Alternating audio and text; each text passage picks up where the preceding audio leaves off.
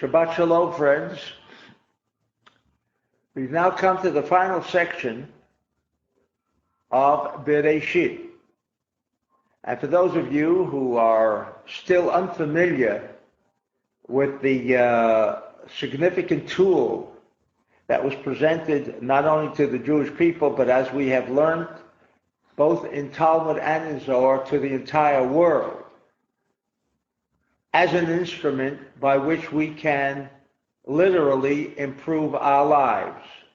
Opportunities that are provided each and every single week so that we can alleviate some of the pain and suffering that, unfortunately, for most of us, these unbearable and sometimes irreparable conditions arise. We have today the unique opportunity to take advantage of this week's reading, because this is the final section that is going to be read, and inasmuch as it is the final reading of book number 1, Genesis, it is referred to in Kabbalistic terminology as Malchut. Malchut always symbolizing the idea of the ingathering or the accumulation of all that had preceded. That as we had gone from week to week, you have learned of the profundity of what creation was about. That it is not simply fairy tales, it's not Bible creation. And inasmuch as Parshat Vayechi is the final section that is included within the book of Genesis, it is therefore the Malchut, meaning the total ingathering of all that had preceded, all of the energy, all of the technology, which we have learned that merely by listening to the reading at the war room, wherever that war room might be, and thank God today we are located all around the world, and it may not be difficult for some people to find themselves away from home and yet close to an opportunity where they could listen to the reading, the weekly reading of Torah. And consequently, everything that we have explained as being offered by the actual reading is now again being re-offered to the listener and capturing the total significance of all that transpired, beginning with the first section, Bereshit. However, while this may sound as if, well then, if there are 5 books of Moses, then maybe all we have to do is attend only 5 times a year the last section of each book.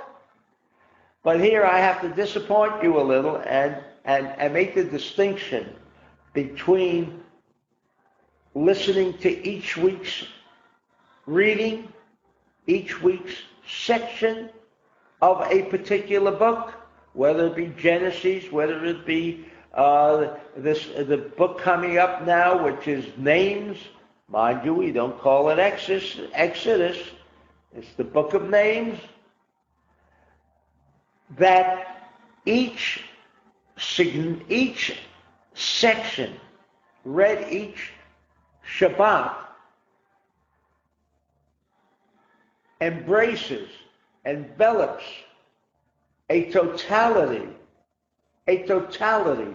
of that section. It is totally concentrated. Whereas now we are getting a kind of stretched out version, not as concentrated, obviously, not as concentrated, but nevertheless inclusive of all of the previous sections. And so now let us go to this final section. Number one, there are 86 verses in this section. 86, as we should have now come to understand, is a mathematical code for the word Elohim. Elohim, again, very briefly, refers to this physical, illusionary, manifested world that we are familiar with. Most of what has transpired in Genesis, and that's why it is referred to as Bereshit. Genesis refers to the true reality of Etz HaChaim, true reality of the tree of life reality. And all coming together in this section now becomes manifested in this physical reality, because this is what it's all about. We're hoping to bring the chaotic reality filled with pain and suffering to mesh and merge with the tree of life reality, by which the chaos that we are familiar with suddenly, as light and darkness,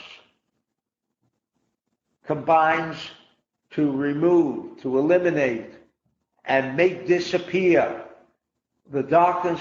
So too, in this section, by the coded numbers allotted to this particular reading, the Kabbalists inform us that this is the true significance, that we have this great opportunity to bring this profound life force of God into this physical reality world, because that's all that's wrong with this world, is the existence of so much darkness, represented, symbolized by war, illness, poverty, strife. All of these factors merely represent an aspect of darkness. And if we can finally understand that we are in a position of power to draw together by virtue of our consciousness, before we listen to this reading, by virtue of our consciousness, to mesh the two worlds together, then as we have learned on this very practical level of existence, light and darkness cannot coexist. One gives way to the other. Thank God. It is the darkness that must recede. It is the darkness that must take that back seat and not coexist, and cannot coexist with the life force of God. And in this section here we have the blessings that God bestowed upon his children. By now, hopefully, all of our readers, and incidentally, we have a reader or two that is new. Hopefully, there are thousands that may be coming in for the very, very first time. All you have to do is go back to the previous 11 sections and kind of refresh your memory, because those are, while they are powerful tools provided for each and every single week as we read Torah, at the same time, they will refresh our memory. They will also raise our levels of consciousness to a higher understanding of what really is flying all around us. For unfortunately, we do grope in the dark, whether it be science, whether it be politics, the chaos, the darkness unfortunately, for the most part, seems to reign supreme. And so here we have a section where Jacob blesses the 12 sons. But again, are we referring to blessing? It's an outmoded word. The word blessing that we have come to understand is the merging of the life force of God, drawing it, channeling it, transferring it into this chaotic reality that plagues us to no end. And so we have that opportunity to instill the light force not only from this one Parsha, not only for this 1 week, but for all of the 12 signs of the zodiac, which means that we have now and will capture light that will be diffused. This light of today's reading will be incorporated within each and every single coming month. And another strange aspect of this reading is, and Joseph is called by his father, Jacob, in which he says, I am ill, and that he wants to reveal all that will take place in the future. Kind of opening up the whole of the universe. Kind of removing that veil, that curtain that we call yesterday, today, and tomorrow. And what is strange, and this, of course, I'm referring to chapter 49 in verse 1. Jacob called to his sons and said, gather yourselves together that I may tell you that which will befall you in the aftermath of days. The strangest thing about this verse is that nowhere in the following verses is there a revelation of any sorts. And yet, Jacob here declares to all of his children that I want to reveal all that will take place in your lives throughout the generations until the end of time. Ba'achrit hayamim.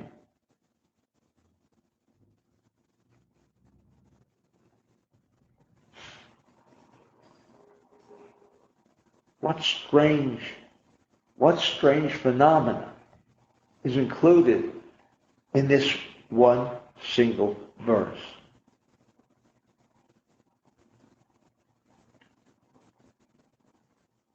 In chapter 48,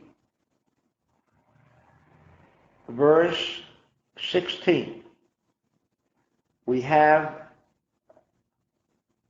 that blessing, quote, blessing, because you're all familiar with that word, I say blessing, but that collection of letters, that collection of a verse, collection of words, which we know and have come to understand now as not merely a blessing, but rather is the channel, the universal channel, not limited to any one sector, not limited to any one race, not limited to any one religion. That this blessing of Jacob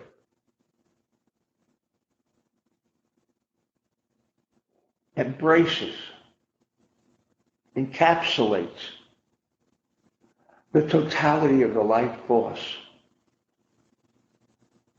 as a bestowal agent, as a bestowal transformer,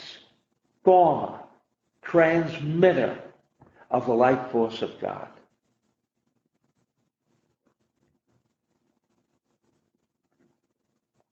And this provides us with a very simple explanation as to what really was meant by these words, I want to reveal to you that which will occur in the aftermath of days, right down to the last day. And what is simple is, was Jacob going to burden us now? And I think he would probably need, maybe a couple of trillion volumes to record everything that was going to take place everywhere over the millennia? No. That wouldn't have helped any of us. Just to go through a couple of trillion pages would take us a lifetime. By the time we got through perusing these volumes, our life probably would be over. So that was not the practical intent of Jacob. Rather, what he was telling us. Understand that in the absence of light, chaos comes in an unlimited sorts of ways. And that there is one solution to the infinite pain and suffering that could and will be endured over time, only because there is a lack of the presence of the life force of God. And what has taken place over the millennia? All sorts of chaos beyond imagination.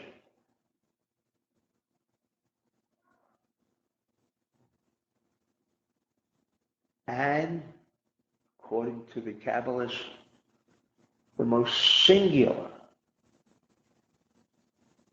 point that could be referred to as a cause of all of the multitude of chaos that afflicts presently, in the past, and in the future, is the absence of light.